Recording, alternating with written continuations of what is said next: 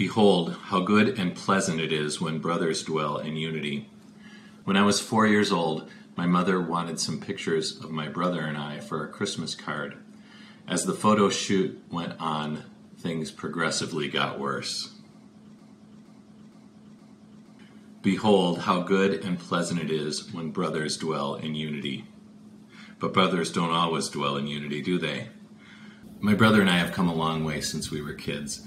He's 2 years older, and he really enjoyed terrorizing his annoying younger brother, which was me. When he went off to college, people said, "Oh, you're really going to miss him," and I felt so guilty because I didn't.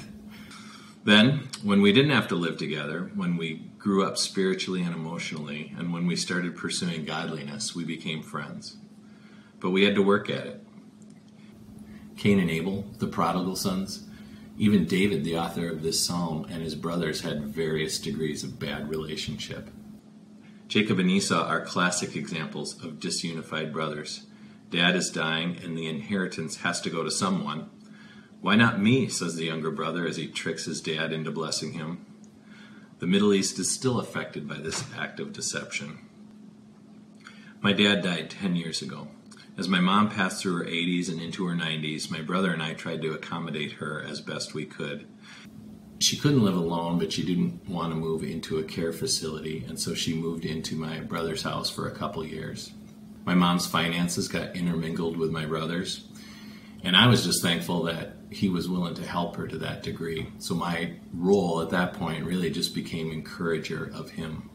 When Mom finally moved into a care facility and he was the go-to for all the important decisions, again, I would give my input but defer to him often. We had a lot of discussions about what our expectations were of each other at that time.